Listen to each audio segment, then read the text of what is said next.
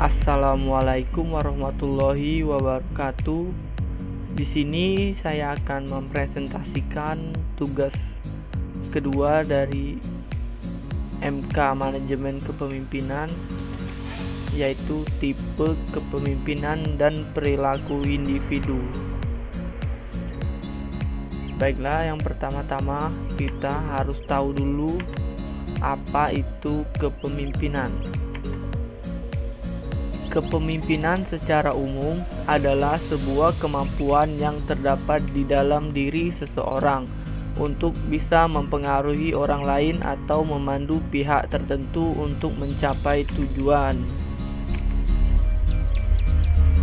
Langsung saja, macam-macam tipe kepemimpinan. 1. Tipe kepemimpinan karismatis. Tipe kepemimpinan karismatis memiliki kekuatan energi, daya tarik, dan pembawaan yang luar biasa untuk mempengaruhi orang lain, sehingga ia mempunyai pengikut yang sangat besar jumlahnya dan pengawal-pengawal yang bisa dipercaya.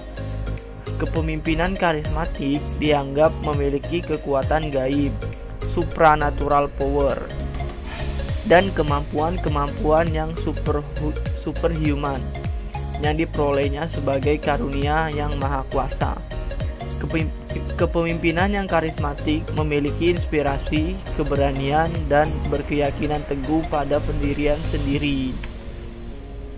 2. Tipe kepemimpinan paternalistis atau maternalistik. Kepemimpinan paternalistik lebih diidentikan dengan kepemimpinan yang kebapakan dengan sifat-sifat sebagai berikut. 1. Mereka menganggap bawahannya sebagai manusia yang tidak atau belum dewasa, atau anak sendiri yang perlu dikembangkan. 2. Mereka bersikap terlalu melindungi. 3.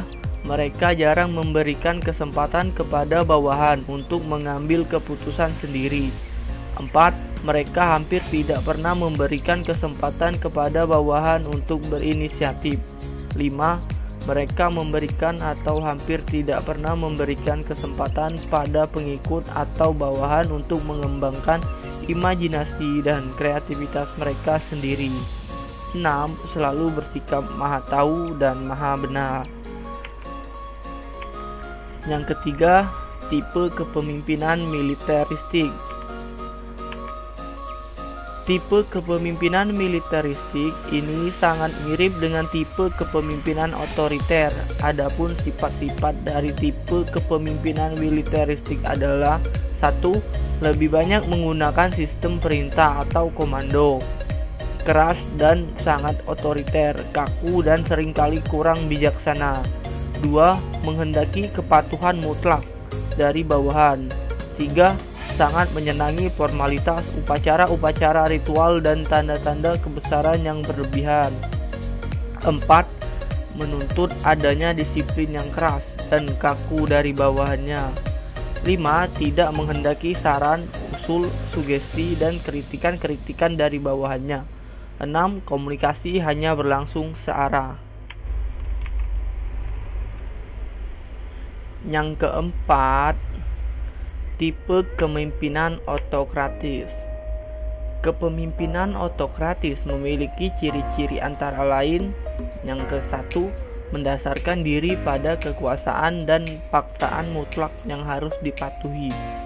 Yang kedua, pemimpinnya selalu berperan sebagai pemain tunggal. Yang ketiga, berambisi untuk merajai situasi. Yang keempat, setiap perintah dan kebijakan selalu ditetapkan sendiri. Yang kelima, bawahan tidak pernah diberi informasi yang mendetail tentang rencana dan tindakan yang akan dilakukan.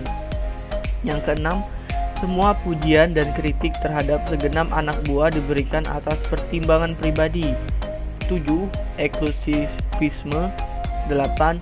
Selalu ingin berkuasa secara absolut. 9. Sikap dan prinsipnya sangat konservatif, kuno, ketat, dan kaku. 10. Pemimpin ini akan bersikap baik pada bawahan apabila mereka patuh. Yang kelima, tipe kepemimpinan laissez-faire. Pada tipe kepemimpinan ini, praktis pemimpin tidak memimpin. Dia membiarkan kelompoknya dan setiap orang berbuat semaunya sendiri. Pemimpin tidak berpartisipasi sedikit pun dalam kegiatan kelompoknya. Semua pekerjaan dan tanggung jawab harus dilakukan oleh bawahannya sendiri. Pemimpin hanya berfungsi sebagai simbol, tidak bisa mengontrol anak buah, tidak mampu melaksanakan koordinasi kerja, tidak mampu menciptakan suasana kerja yang kooperatif.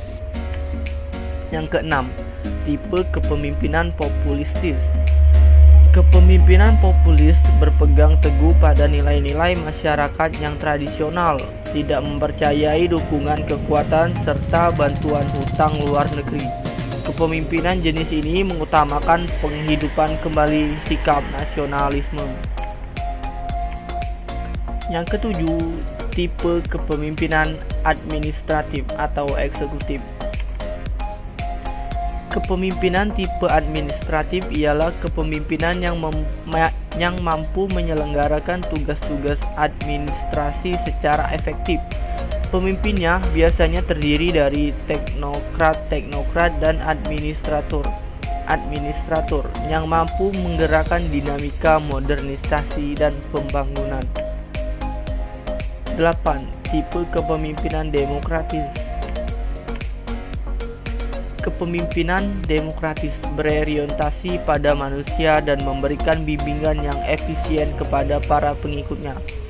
Terdapat koordinasi pekerjaan pada semua bawahan, dengan penekanan pada rasa tanggung jawab internal atau pada diri sendiri, dan kerjasama yang baik. Kekuatan kepemimpinan demokratis tidak terletak pada pemimpinnya, akan tetapi terletak pada partisipasi aktif dari setiap warga kelompok.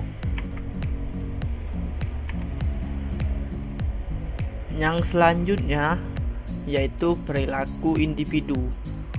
Perilaku individu ini sendiri terdiri dari 6 bagian, yaitu yang pertama, sopan santun terhadap orang yang lebih tua. Sikap dasar yang dapat dilakukan oleh pribadi yang baik adalah dengan menghormati dan memberikan penghargaan terhadap orang yang lebih tua usia. Yang kedua, menghargai pendapat orang lain. Perilaku individu dalam konteks sosial yaitu dengan menghargai pendapat orang lain, sekalipun pendapat itu berbeda dengan kita. Yang ketiga, bersikap toleransi terhadap perbedaan. Sikap saling bertoleransi terhadap sesama salah satu sikap yang sangat terpuji. Setiap individu memiliki kebebasan hidup dan juga bersosialisasi. Yang keempat, menolak unsur radikal dan provokasi. Tindakan dan perilaku individu dalam konteks sosial dengan cara menolak setiap ujaran kebencian, fitnah, berita hoax, unsur radikal dan juga provokasi yang membawa kepada kehancuran dan perpecahan. Yang kelima, tidak hidup secara berlebihan dan pamer. Terkadang dalam pergaulan dan kehidupan bersosial tidak tertutup dengan gaya hidup dan juga kebiasaan untuk berhura-hura dan kegemerlapan dunia. Yang terakhir yaitu yang keenam, sikap rendah hati dan tidak minder. Sikap dan tindakan sebagai contoh perilaku individu dalam konteks sosial yaitu dengan hidup rendah hati dan penuh percaya diri. Sikap rendah hati dan tidak minder. Baiklah, sekian presentasi dari saya. Kalau ada salah kata, mohon maaf. Kepada Allah mohon ampun. Terima kasih, sampai di sini. Wassalamualaikum warahmatullahi wabarakatuh.